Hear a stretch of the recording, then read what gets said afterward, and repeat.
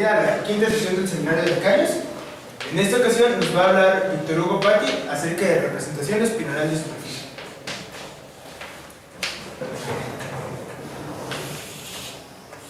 Bueno, muchas gracias.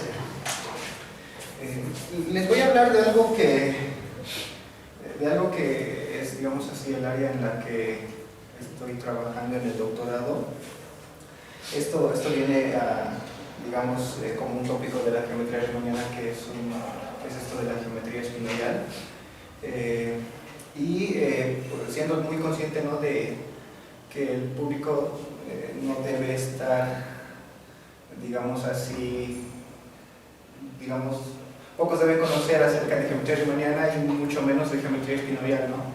Así que vamos a hacer un pase, o digamos así, un roce, pero muy tangencial a lo que es la geometría espinorial, antes de ver el tema principal del cual les quiero hablar, ¿sí?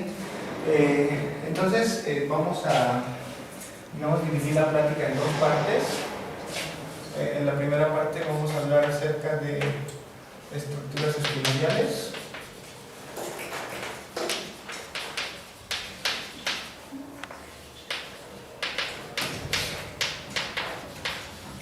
Y en la segunda parte vamos a hablar de esto de las representaciones espinoriales.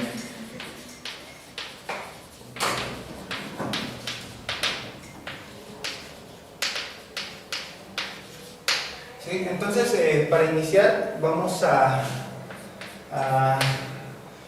digamos, tener en cuenta que esto de las estructuras espinoriales viene muy relacionado con cosas que son objetos que se llaman los haces fibrados, haces principales. Así que, digamos, lo mejor sería darnos una idea de qué son estos objetos. Y obviamente no quiero hacer cuestiones muy concretas acerca de la teoría de estos objetos, ¿no? Así que vamos a ver esto mediante un ejemplo, pero no va a ser cualquier ejemplo, este va a ser el ejemplo. Y es el haz de Marcus, ¿sí? A ver, entonces lo que vamos a hacer es considerar una variedad riemanniana de dimensión n bueno, que sea, aquí no necesito nada, una variedad riemanniana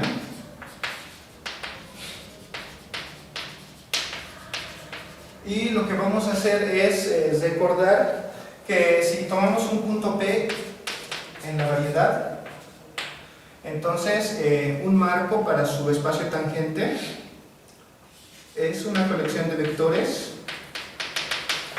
en realidad n vectores que forman una base para el espacio tangente a la variedad en el punto P, ¿sí? Lo que vamos a hacer es entonces coleccionar a todos estos en algo que lo voy a llamar P de... bueno, lo voy a llamar P. Vamos a coleccionar todos los marcos. Había dicho que esto es un marco. Ahí ese marco depende de P. Claro, estamos en el punto P. O sea, es un marco para cada punto. No. Bueno, acá sí. Sí. Acá sí, pero en este caso el espacio tangente es un espacio vectorial y agarramos una base. De hecho, cualquier base ordenada va a ser un marco, ¿sí? Entonces lo que vamos a hacer es agarrar todos los marcos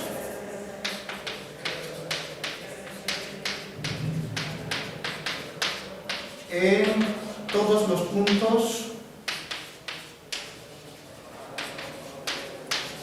de M, ¿sí? Entonces vamos a ver rápidamente cómo este conjunto posee una estructura diferenciable que lo convierte en una variedad.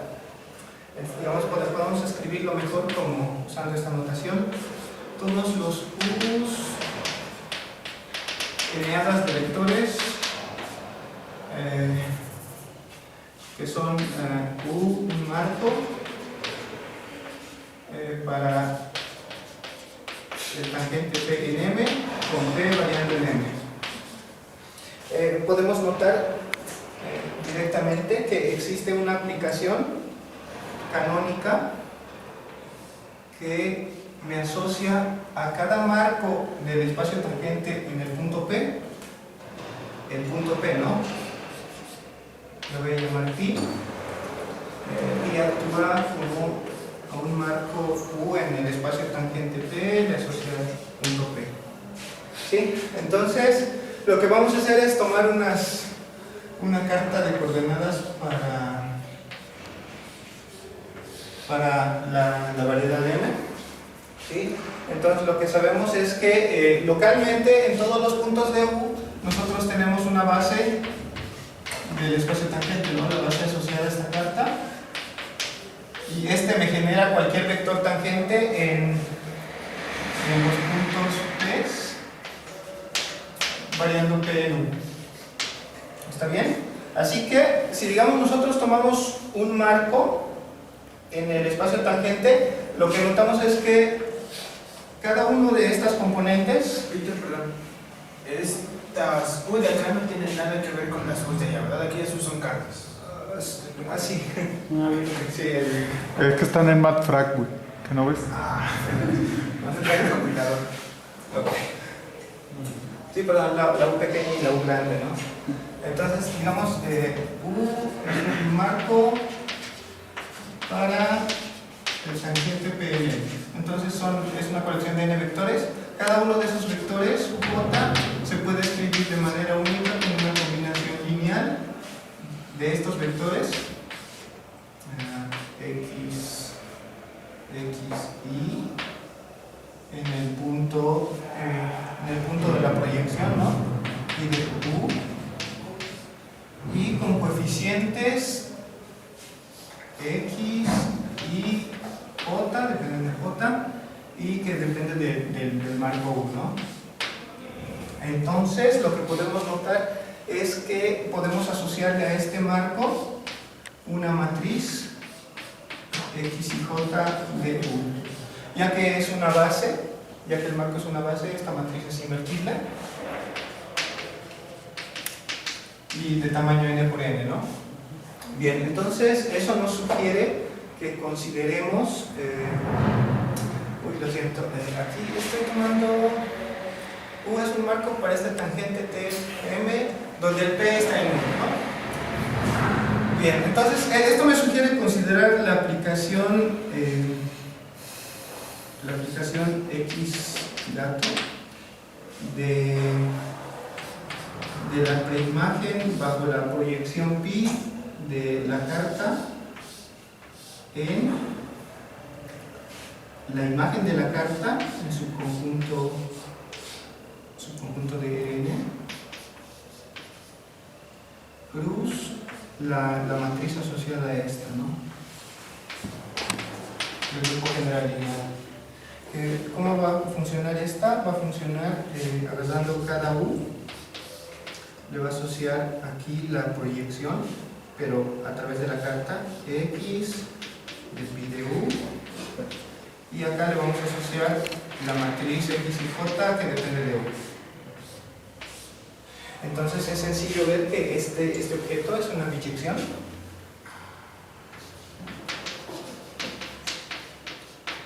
La inyectividad es directa, ¿no? Si tomamos dos elementos acá que me mandan al mismo punto, entonces esto me garantiza que van a estar sobre el mismo punto base, y ya que van a tener las mismas componentes estas, y al estar evaluados en el mismo punto base, en realidad los marcos van a coincidir, ¿no? Es inyectiva, la sobreyectividad es igual. Digamos, tomamos un elemento aquí, QA, es un elemento que está en este conjunto. Entonces lo que podemos hacer es, digamos, pensamos que la matriz A se encuentra dada por coeficientes de la forma A y J. Lo que podemos hacer es encontrar un elemento P que está en U, que me manda a Q, ¿no?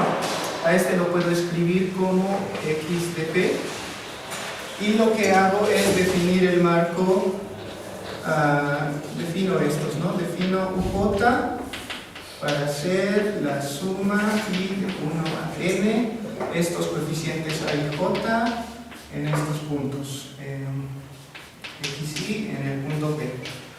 ¿Sí? Entonces esa colección me va a dar un marco que al momento de enviarse por esta aplicación me va a dar exactamente este elemento. ¿Sí? Está muy bien. Entonces tenemos una biyección. ¿Qué es lo que pensaríamos después? Es si, digamos, nosotros consideramos otro sistema de coordenadas y b, entonces tenemos una aplicación asociada, ¿no? Esta y gato, y vamos a suponer que los dominios de los dos sistemas de coordenadas se intersectan.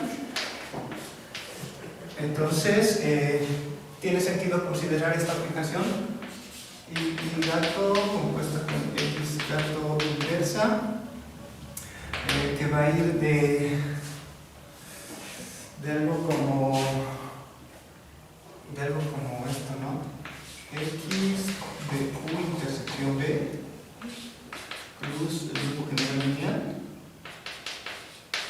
en algo como Y de Q intersección B plus el grupo general lineal. Este es un subconjunto de Rn, este es un subconjunto de Rn, y maravillosamente esta se comporta de la siguiente forma. Me toma un Q como un A, lo que hace es asociarme al punto y compuesta con X inversa en Q, el cambio de coordenadas en la variedad, y aquí multiplica la matriz A con la derivada de este cambio de coordenadas. Entonces este objeto es C infinito, ¿no?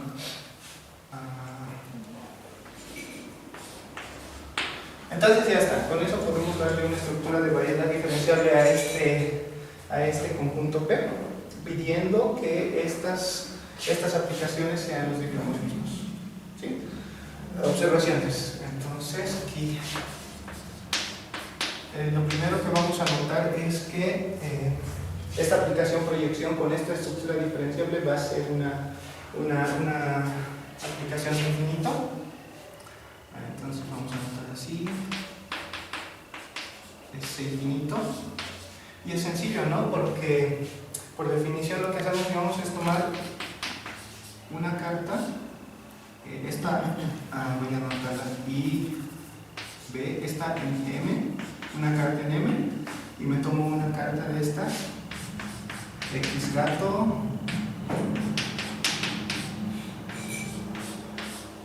una carta de P. Entonces lo que hago es la composición.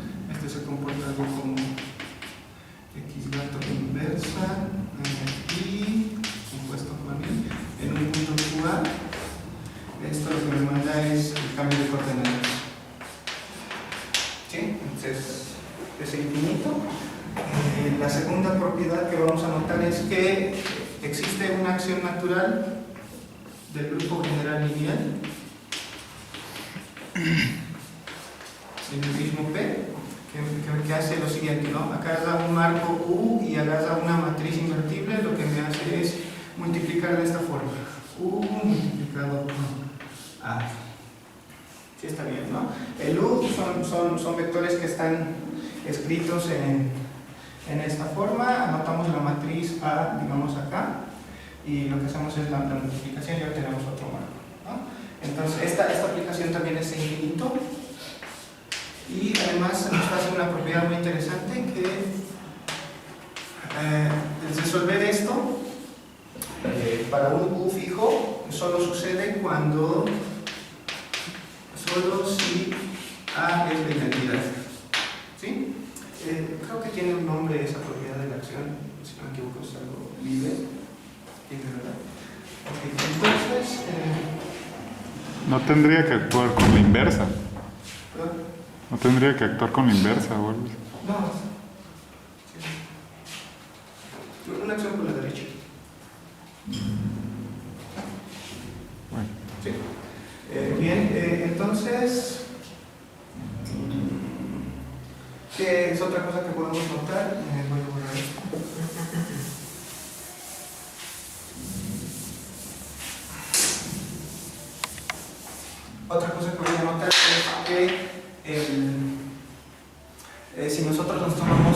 marco nuevamente y lo proyectamos bajo la proyección pi y le devuelvo con la imagen inversa, que era la fibra. Esto es exactamente la colección de estos, ¿no? De los UA, tal vez que A varía DLNF. Esto es dicomorfo al grupo. ¿Sí?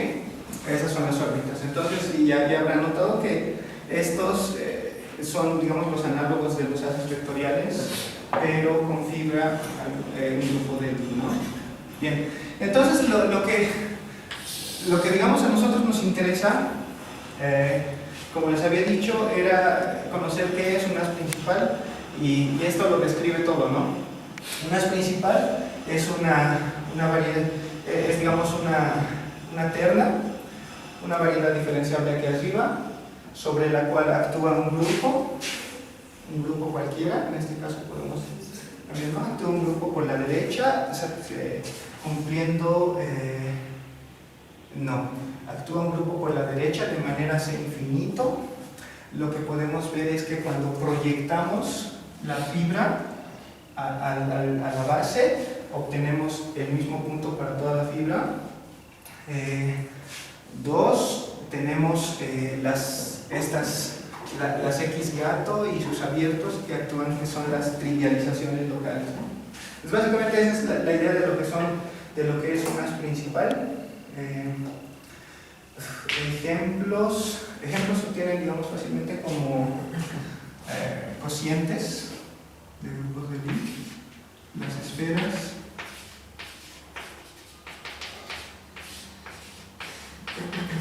SON. Entonces es como es SON más 1. Sobre este hacemos actuar el grupo SON. Creo que esto debería utilizarlo después. Sí, mejor este ejemplo lo dejo para después, que es mucho mejor. Antes de ver el ejemplo, lo que vamos a ver es si, digamos, vamos cambiando los requisitos al marco, por ejemplo, pedirle que sea un marco orientado, que sea un marco positivamente orientado, entonces la fibra, este grupo va a ir cambiando, ¿no? Va a ir dándonos, digamos, el grupo ortogonal, nos va a ir dando el grupo especial ortogonal, ¿sí? Entonces, ese es lo que, digamos, nos interesa a nosotros, el haz de marcos de acá, sobre una variedad de mañana, G orientable, y de hecho, bueno, orientada. Lo que vamos a pedir es este objeto, que va a ser el haz de marcos ortonormales y positivos, ¿no? Orientados positivamente. ¿Sí? Entonces ya sabemos más o menos cómo se comporta este haz principal. Lo que nosotros entonces ahora buscamos es describir qué es una estructura espinorial, ¿no? Vamos a hacerlo por pasos. Necesitamos vamos a introducir algunos objetos. El grupo espinorial.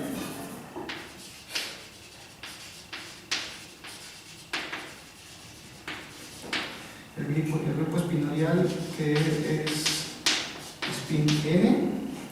Este es un grupo de Lie. Cuando N es mayor o igual a 2, es un grupo de Lie conexo. Cuando N es mayor o igual a 2 y es simplemente conexo. Cuando N es mayor o igual a 3. Este objeto, la importancia de este objeto es que es el cubriente universal del grupo especial ortogonal, un cubriente 2 a 1. ¿sí? Cuando n es mayor o igual a 3, en este caso. ¿Está bien? Entonces, teniendo en cuenta, digamos, ese objeto, vamos a ver, digamos, ejemplos sencillos de estos. El grupo spin 2 no es nada más, es isomorfo al círculo S1.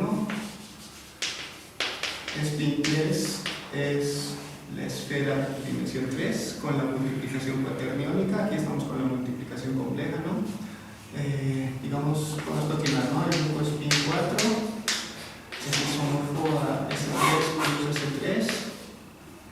Y bueno, entonces, existe un formalismo muy estructurado que nos permite describir estos grupos espinoriales, ¿no? Existe esto de el formalismo de las álgebras de Clifford que nos construyen directamente, digamos, este cubriente, y también me permite definir el grupo espinorial y probar estas propiedades. Obviamente vamos a omitir eso para... Spin, dices que es el cubriente universal de ese objeto. entonces ¿por qué te da ese 1? Perdón, ese es el... cuando n es mayor o igual a 3. Sí, ¿no? Y bueno, en realidad es igual el cubriente 2 a 1 del círculo por la multiplicación z cuadrada. Entonces, como les digo, hay un formalismo que hace muy detallada y bonito esto, pero no vamos a hacerlo. Entonces, digamos, vamos a ver qué es ahora una estructura espinorial.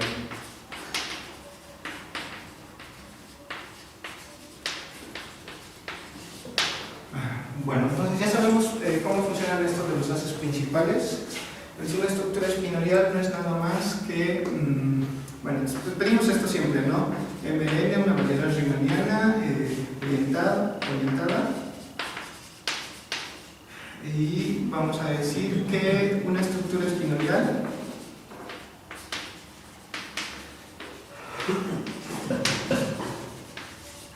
es un spin n as principal sobre n. Aquí ya le cambiamos, ¿no? Aquí teníamos un as principal con grupo de estructura, el grupo general lineal, y acá vamos a tener un as principal con grupo de estructura spin n, que es compatible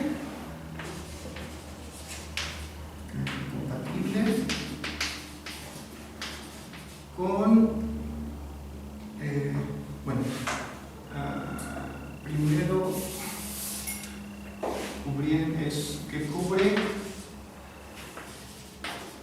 que cubre de manera 2-1 el as fibrado principal de los marcos ortonormales positivamente orientados, y es compatible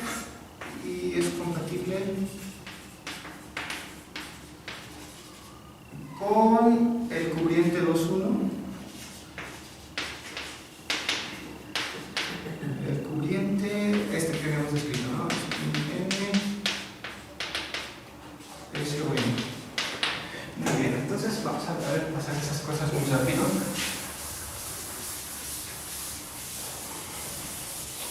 La primera consideración es que no todas las variedades diferenciables no cualquier variedad diferenciable riemanniana orientada tiene una estructura espinorial. Hay una obstrucción topológica que va relacionada con las clases de Stiefel-Whitney, la cual ni lo mencionamos, pero al menos vamos a ver algunos ejemplos.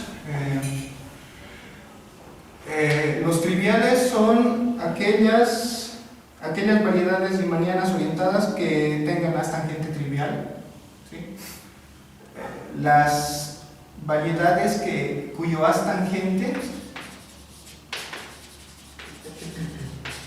son establemente,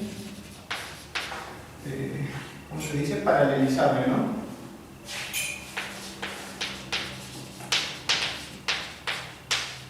Esto es, agarro el as tangente de la variedad, puedo encontrar otro as vectorial sobre la misma variedad que me haga el as trivial, ¿sí? Y como ejemplos a todos estos ingresan, digamos, las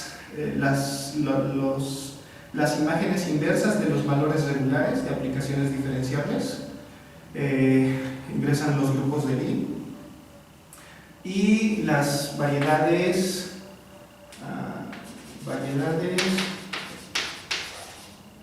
orientables con dimensión menor o igual a 3. Entonces, para los objetos que quiero trabajar me es suficiente. Ejemplos no tan triviales son los espacios proyectivos. El espacio proyectivo real es spin. Me refiero a que posee una estructura espinorial. Sí, solo sí. La dimensión es congruente con 3 módulo 4. El haz proyectivo complejo es spin. Sí, solo sí, n es impar. El haz proyectivo con coeficientes en los cuaternios es spin para todo n. Entonces, bueno, ya con que hayan muchas es suficiente, ¿no? Y además, como les decía, los objetos que a mí me interesan son variedades orientables de dimensión menor o igual a 3. Bien, entonces, la importancia de definir estos haces principales radica en que me permite definir un haz vectorial, el haz asociado a la estructura espinorial.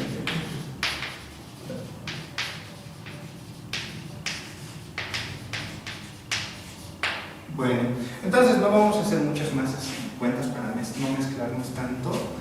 Este es un haz vectorial sobre la variedad, es un haz vectorial complejo que tiene fibra en cada punto, un espacio complejo de dimensión n, así de dimensión n, donde n es 2 elevado a la parte entera de n entre 2, y que se lo asocia de una forma que tal vez a primera vista pareciera muy compleja, pero al final no es. Y para ver cómo es esto, miren, vamos a hacer, digamos, un esbozo pequeño. Si digamos tomamos xn, esto aparte, ¿no? Esta es una variedad riemanniana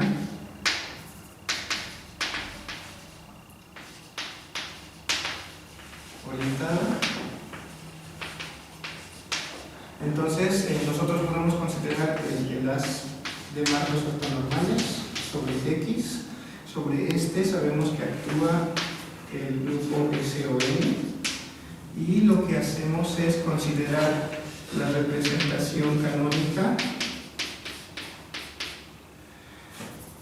en homomorfismos de n, la canónica, y lo que sucede es que este haz, el haz asociado, la forma en que obtengo este haz asociado a través de este haz principal, de esta estructura espinorial, es simplemente hacer un cociente. Primero agarro del espacio total, esto con n, y lo cociento con esta representación, ¿no? ¿Sí? Este haz vectorial es un objeto de esta forma, y para no perdernos, miren que esto es simplemente el haz tangente a la variedad. ¿Sí? En un caso muy, digamos, concreto, para darnos cuenta de cómo funciona esto, ¿sí? La variedad de M. Perdón, estamos con X aquí. Allá. Sí, el haz tangente. Sí. Sí. Entonces, para darnos una idea de cómo funciona este haz espinorial, entonces lo que me interesa es qué cosas tiene este haz espinorial, ¿no? ¿De qué está equipado? Entonces, vamos a ver, este haz espinorial M está equipado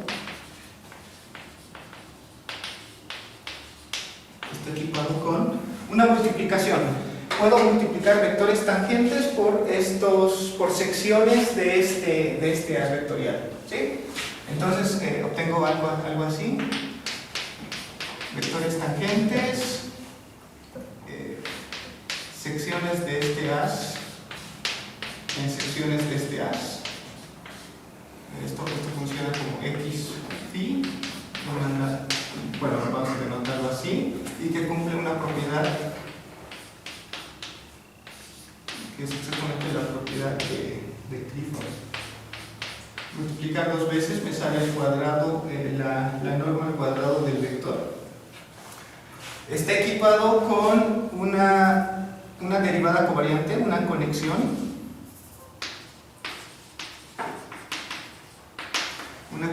espinorial de Levi-Civita.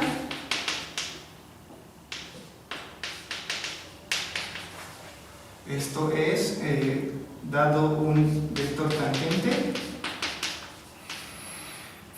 consideramos gamma de x de s, me toma secciones en secciones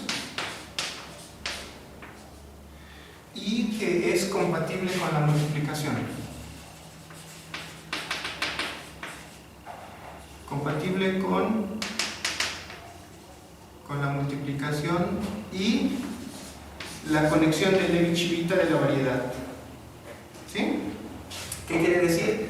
Quiere decir que cuando yo multiplico un vector tangente I por un campo espinorial y derivo por la conexión espinorial en la dirección X, lo que obtengo es la derivada de Y respecto a X, pero en la conexión de Levi-Civita de la variedad. Este vector multiplicado por el campo espinorial más Y por la derivada covariante del campo espinorial, ¿no? Bien, finalmente tiene un producto interior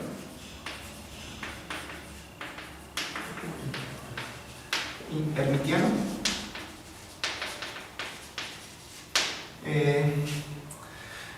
que lo vamos a denotar de esta forma. Toma secciones, toma dos secciones y me asocia una función C infinita de M de los complejos. ¿Sí? Este producto interior también es compatible con la conexión espinorial. Para eso, bueno, eso significa que si yo tomo el producto punto de dos campos espinoriales y derivo esta función en la dirección de X, esto me sale nabla S phi X psi más phi nabla S psi en la dirección X. ¿Sí? Entonces hay mucha maquinaria, ¿no? para poder trabajar. Ahí quisiste escribir la nabla sub x a la s. ¿O qué quisiste poner ahí? ¿Dónde? Perdón. Del lado izquierdo de la última igualdad. No entiendo qué demonios es eso. Perdón, chicos. Esto simplemente significa la derivada de esta función en el vector X. Está bien. Sí, ¿no? Sí. Perdón, el punto más abajo. Ahora sí se entiende. Bien. Entonces ya, lo más importante es que, digamos, uno se preocuparía, ¿no? Esto es muy mágico. ¿Cómo es que podemos obtener tan ricas propiedades, ¿no? No es difícil. Por ejemplo, la conexión espinorial. La conexión de Levi-Civita en la variedad riemanniana podemos descomponerla. Esto va a ser muy corto, ¿no?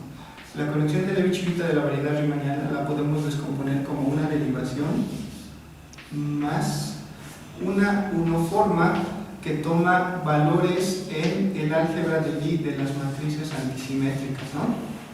Habíamos visto que tenemos un cubriente doble, Spinel, en el grupo especial ortogonal, y si tomamos la derivada en la identidad de esto, estamos en el álgebra de Lie.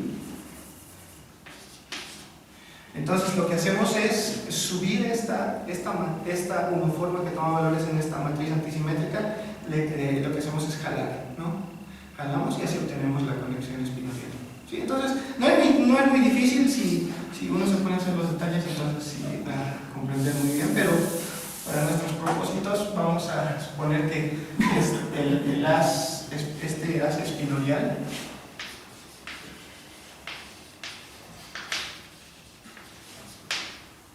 este haz espinorial viene equipado con esos objetos, ¿sí?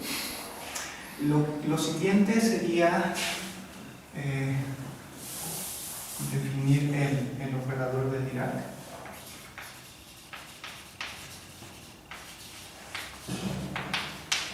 Y este no es nada más que una composición de la multiplicación por la conexión espinorial en un marco dado. Bueno, este es un operador, toma secciones del haz espinorial, en secciones del haz espinorial,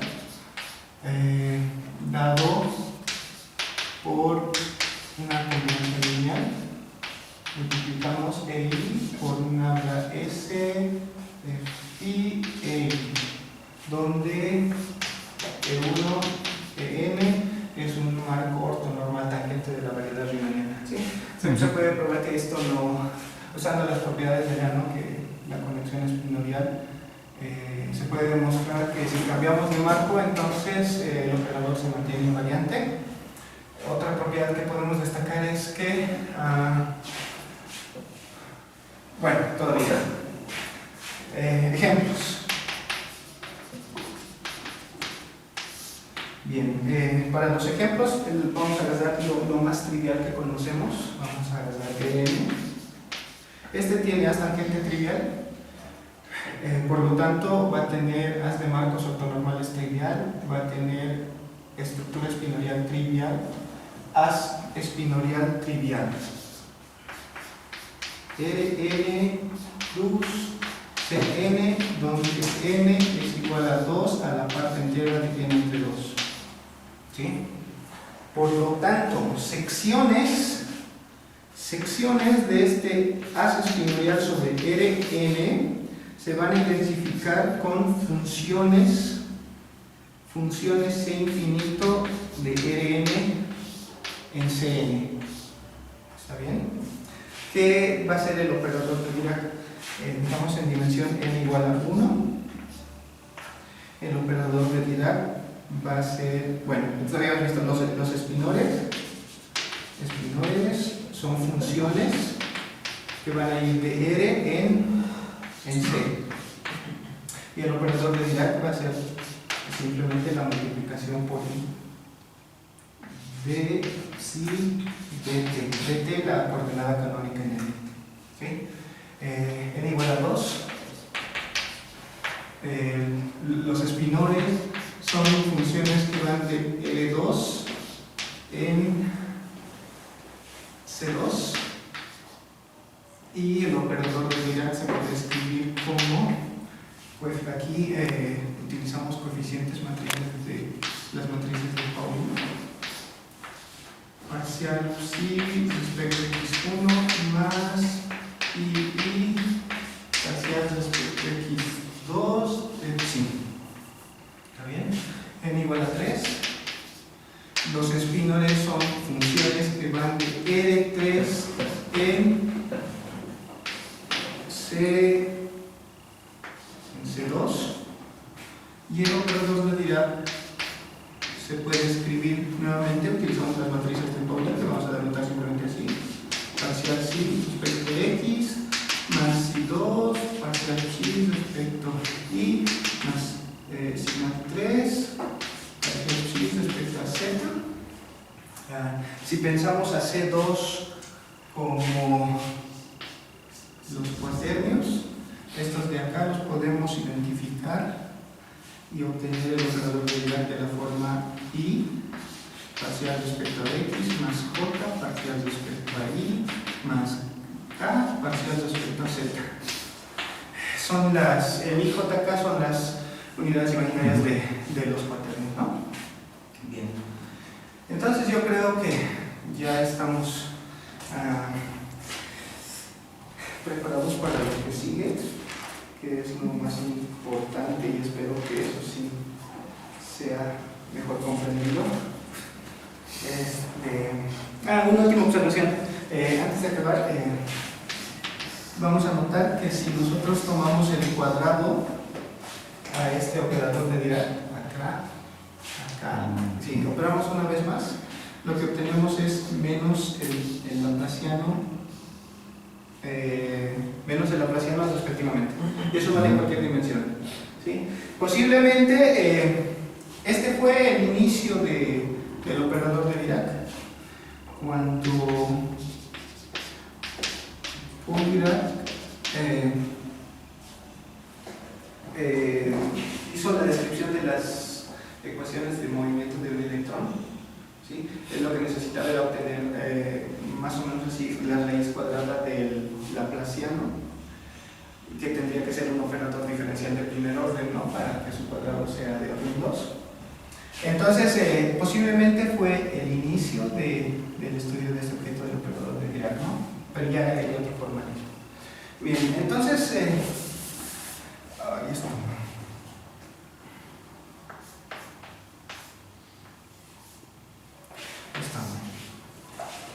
Entonces, ahora sí, la parte interesante de todo esto.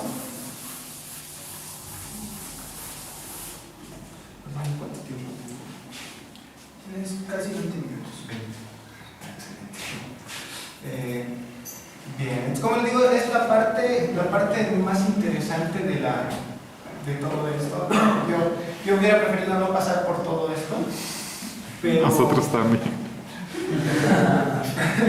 Sí, entonces ahora lo que les voy a exponer es el trabajo de Thomas Friedrich.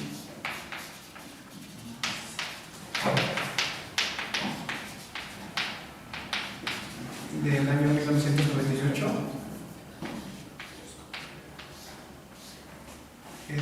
acerca de esto de las representaciones espinoriales de superficie, ¿sí? Vamos a considerar una variedad riemanniana de dimensión 3 orientada que tenga una estructura espinorial fija. Vamos a considerar M2 una superficie inmersa isométricamente.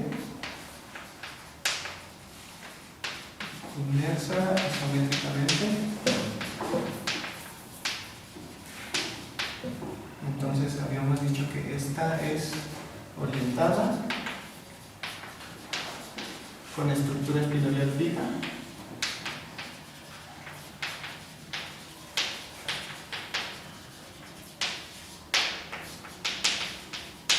Y esta M2 es también orientada, ¿no? Orientada. Bien, entonces sucede que ya que este tiene una estructura espinorial fija y el haz normal a la superficie es trivial, ¿verdad? Por ser orientable. Entonces lo que podemos hacer es heredar la estructura espinorial de la superficie Y3 a la superficie, de la variedad riemanniana Y3 a esta superficie inmersa. ¿Sí? La podemos heredar. ¿Cómo digamos, vendría siendo con todo el formalismo que hicimos de los haces principales? Tenemos un campo normal global definido sobre toda la superficie. Entonces lo que haríamos es pensar en, si digamos yo me tomo un marco tangente a la superficie, un marco tangente ortonormal y positivo, un objeto que esté acá, que es O2, que es el correspondiente haz de marcos ortonormales positivos sobre la superficie. Esto lo podemos encajar de manera evidente en un marco de la 3 variedad. Por ejemplo, va a pasar por estas cosas, ¿no? Va a pasar por estas cosas que podemos restringir la estructura espinorial de Y a M2. ¿Está bien? Ok, entonces lo que me interesa es el haz espinorial SM, que ya solo lo voy a escribir S. Y sucede que este haz espinorial, que como digo se obtiene por la restricción, se puede descomponer como una suma de dos subbases que están definidos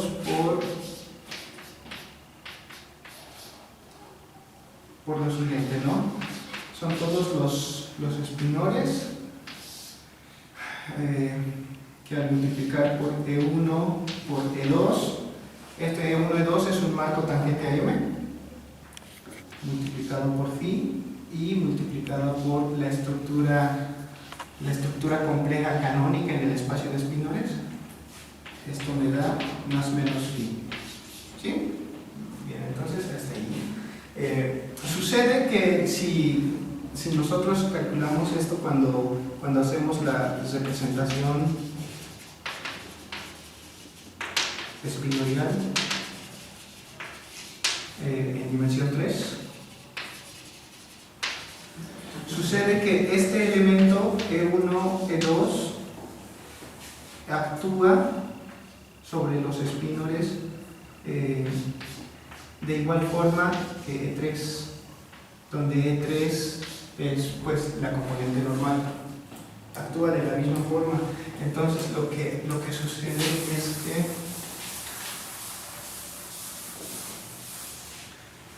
sucede es que podemos reemplazar y describir estos haces como los pis en S, de tal que y el vector normal por phi es igual a más o menos. ¿Está bien? Lo podemos escribir de esa forma. Cuando tenemos variedades inmersas isométricamente en otra variedad riemanniana, tenemos la ecuación de Gauss, ¿no?, que me relaciona las derivadas covariantes del espacio ambiente con la superficie inmersa y la segunda forma fundamental. Eso me permite de manera sencilla deducir la fórmula de Gauss espinorial, que satisface lo siguiente. Me voy a tomar phi, un campo espinorial sobre S y 3, y voy a denotar por psi la restricción a la superficie. Entonces, la fórmula espinorial de Gauss me dice que cuando yo tomo la derivada covariante sobre S y 3 en una dirección tangente X, ¿sí?, esto es lo mismo que nabla SM X phi menos un medio nabla X N producto phi. ¿Sí? Entonces, como les digo, no es difícil de ver. De hecho, hay un autor, Christian Berg, que hace esta fórmula para superficies inmersas en objetos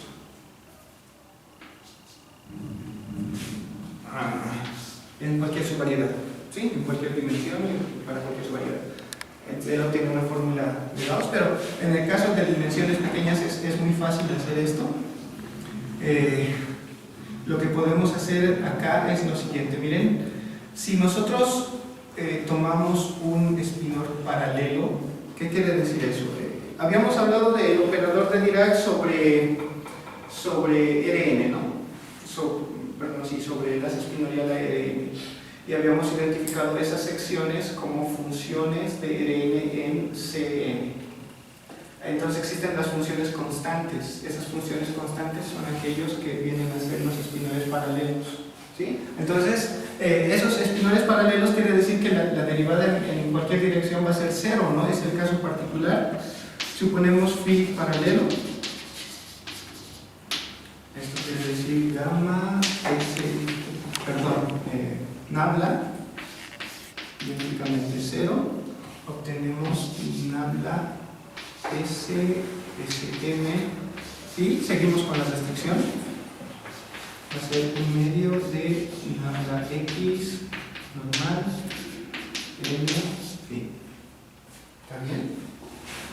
Obtenemos esto. Lo que sigue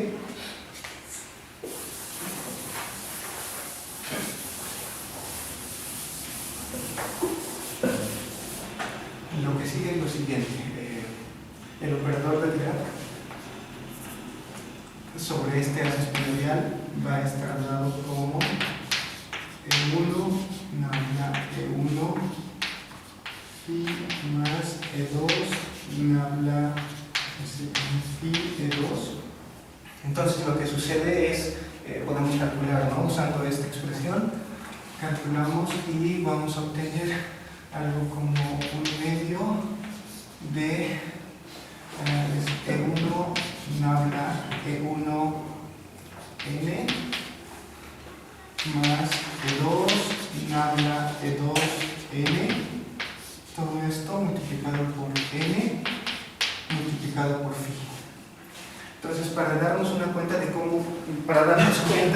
cómo utilizamos, digamos, esta multiplicación, vamos a hacer una pequeña cuenta. Antes vamos a notar que este objeto,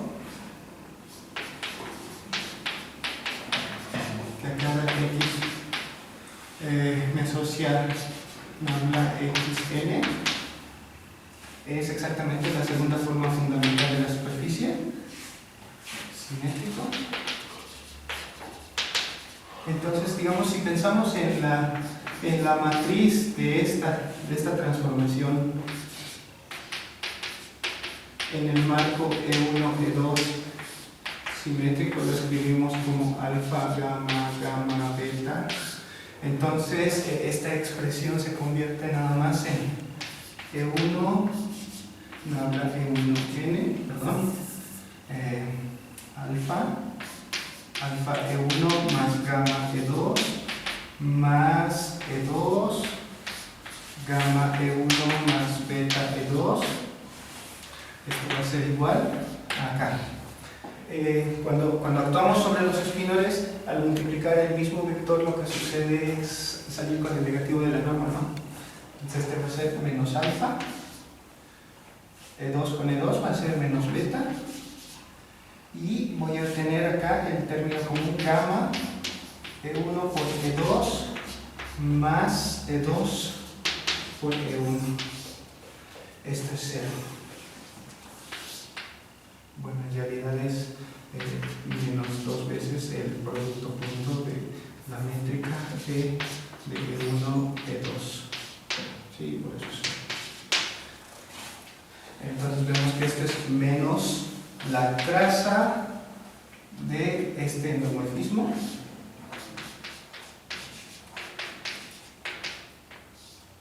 que por definición no es nada más que, bueno, como he dicho, es menos la traza de la segunda forma fundamental. Esto es menos 2 veces la curvatura media.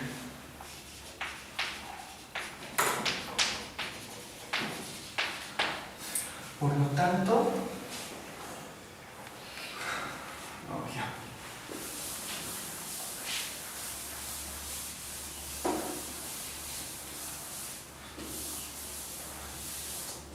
lo que vamos a obtener es el operador de Dirac acá. Va a ser un medio menos 2h n phi menos h n phi.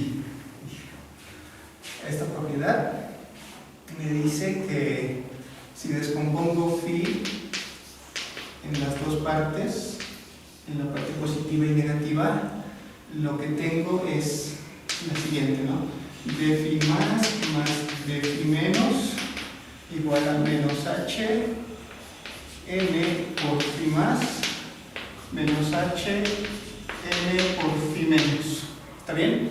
Entonces, lo que podemos notar es que la parte positiva, el phi más, me satisface con el signo más, pero multiplicada por la estructura compleja me sale con un signo menos, h aquí, y esta estructura compleja, y phi más. ¿Sí está bien? ¿Sí? Y esta n phi menos, al multiplicar con la estructura compleja, se preserva, va a ser i h phi menos. Bien, entonces la propiedad del operador de Dirac es que con respecto a las espinoriales Z2 graduado, lo positivo me lo manda a lo negativo y lo negativo me lo manda a lo positivo. Esto es el D de las secciones de S más o menos cae en secciones S menos o más. ¿Sí? Así que este objeto de acá, de phi más, debería de ser igual a este, ¿verdad? Porque este sería negativo. Menos i h phi menos, y d phi menos debería de ser este otro, i h phi más. ¿Está bien? Entonces vamos a definir este campo espinorial phi estrella para hacer phi más menos i phi menos. Lo que sucede es sencillo de ver. De phi estrella es de phi más menos i de phi menos. Perdón, aquí es de phi más. De phi más es menos i h phi menos i por de phi menos es i h phi más cuadrado menos 1 menos tengo h phi más menos i h phi menos, factorizo y obtengo h phi estrella. Entonces voy a escribir aquí una vez más, obtengo esta. ¿Sí? Esa es la ecuación que quería.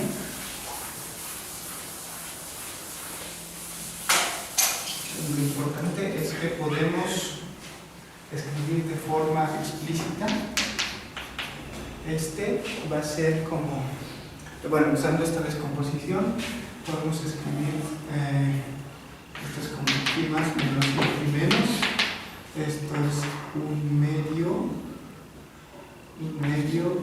de phi más i n phi menos i un medio de phi menos i n phi. Ajá. Entonces esto es nada más que un medio 1 menos i por phi más un medio y cuadrado menos, aquí va a ser menos 1 más i n por phi. Tenemos el campo espinorial phi estrella explícitamente y además se puede calcular que tiene longitud constante por el producto escalar, ¿no?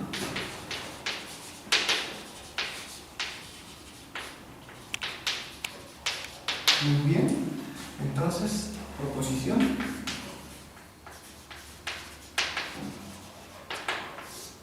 Con las hipótesis que tenemos, si tenemos una variedad riemanniana orientable inversa en una 3 variedad en 3 con h su vector de curvatura media, perdón, su curvatura media,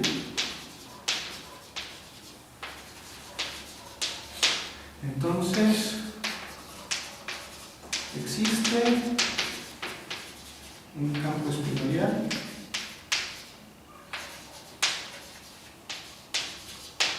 y sobre M que satisface, perdón, phi estrella que satisface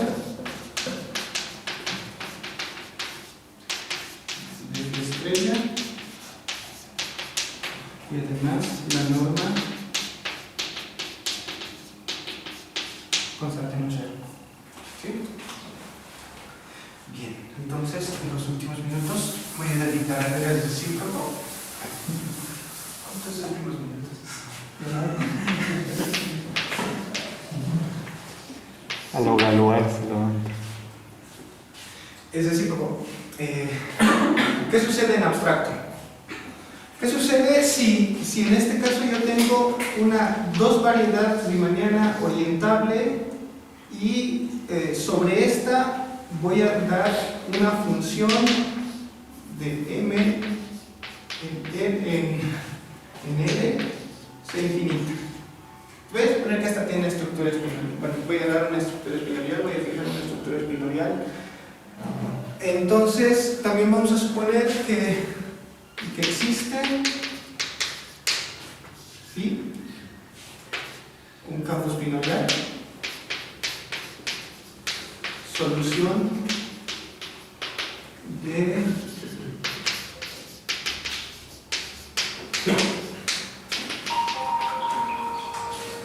con norma igual a 1. ¿Qué podemos decir de la variedad? Entonces, el trabajo, así, la parte principal del trabajo de Thomas Berridge fue esto, ¿no?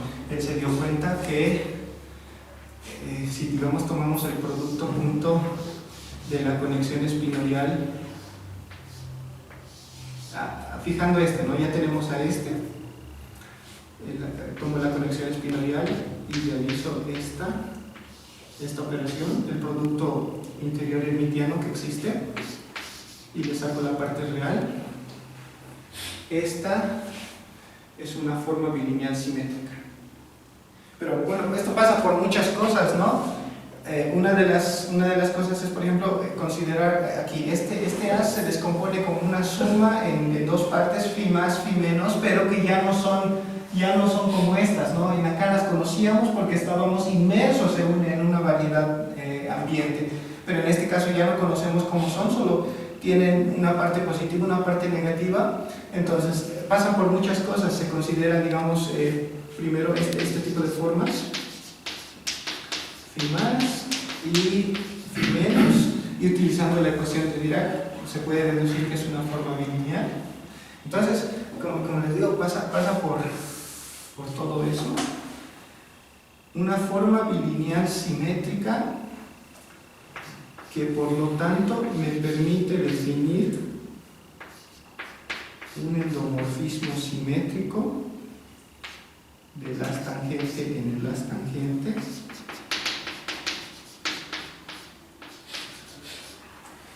¿sí? Que satisface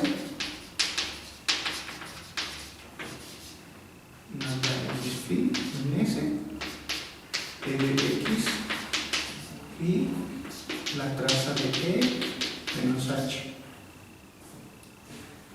Entonces, él prueba esto, ¿no? Lo primero. Lo que sigue es, una vez que tengo esto, se fija solamente en esta ecuación. Dice, voy a pensar en esta ecuación. Si tengo un endomorfismo simétrico que me satisface traza de igual a menos H, entonces, ¿qué sucede o qué podemos decir para garantizar que existan soluciones? Sucede que existen soluciones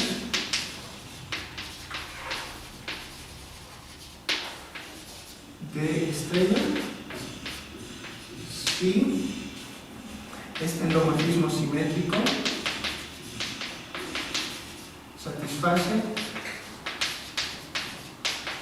las ecuaciones de Gauss y Polar. Teorema fundamental de la superficie nos dice que existe una inmersión isométrica local sobre R3, cuya segunda forma fundamental es exactamente, ha de ser como menos 2E. ¿Sí? Ese es el resultado. Entonces trataría de resumir todo en lo siguiente, ¿no? El teorema principal, que ya no lo voy a escribir, va a decir esto. Me das una variedad riemanniana orientable con una estructura espinorial fija. y me agarro una función C infinita tabla. Son equivalentes tres siguientes afirmaciones. Que existe una inversión isométrica de M2 en Y3, en L3, digamos, ¿qué vamos a cambiar? L3. Existe una inversión isométrica de M2 en L3. Eso es equivalente, por esta proposición, a que existe una solución a esta ecuación de Dirac. Vamos a cambiar acá. En norma 1. Que exista una inversión isométrica va a ser equivalente a que exista una solución de esta ecuación de Dirac, y va a ser equivalente a que a un par, un endomorfismo simétrico E, un campo espinorial phi que satisface las ecuaciones de Gauss y Corazzi. ¿Sí? Ese es el... Bueno, ahí dice, ¿no? Aquí se da inicio a la formulación espinorial de la teoría de superficies. Entonces, cada cosa, o sea, esto nos permite pensar en muchas maneras, digamos, de aplicar. Y voy a mencionar dos cortas aplicaciones. Este realmente sí es como lo más importante de las cosas. Es como lo más importante. La primera aplicación es que utilizando todo este mecanismo de la multiplicación de Clifford, la conexión espinorial, se pueden definir formas omega phi estrella, omega mayúscula phi estrella, que van del espacio tangente en L suma directa los complejos, que se identifica naturalmente con L3. Son formas que resultan ser exactas. ¿Sí? Así que, ¿qué es lo que sucede? Obtenemos por integración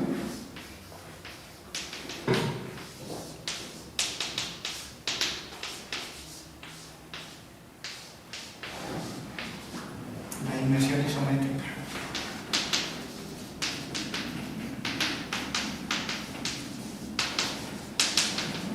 Y vamos a verificar esto explícita. Explícita en términos del campo espinorial. La primera gran aplicación. Y esa después es la generalización del teorema de representación de Weierstrass, ¿no?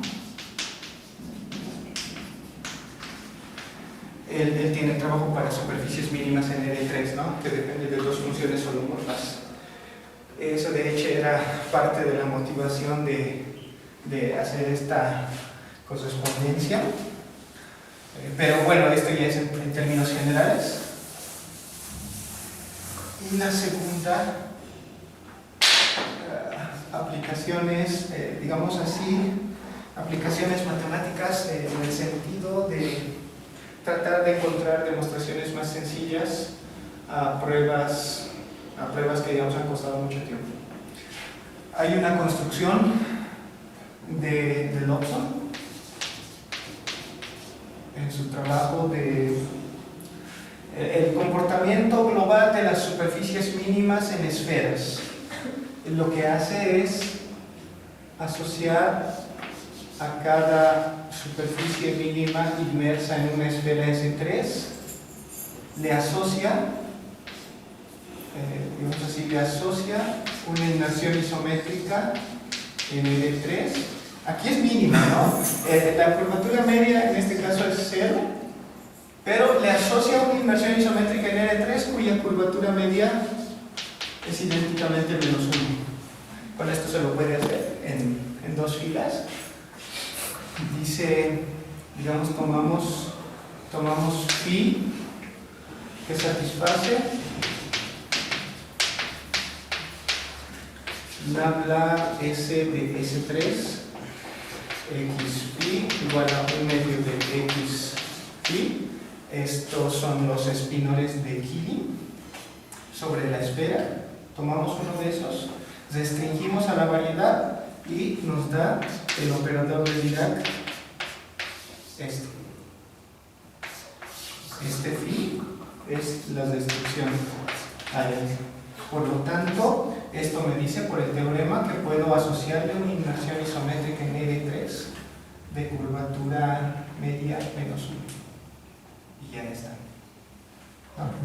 Entonces, es lo que, digamos, lo que les quería decir, ¿no? Tenemos tiempo para una o dos preguntas así rapidísimas y bien buenas. A ver, Enrique, con la costumbre. A lo que entendí entonces, el operador de Dirac te caracteriza todas las superficies minimales con estructura espinoidal.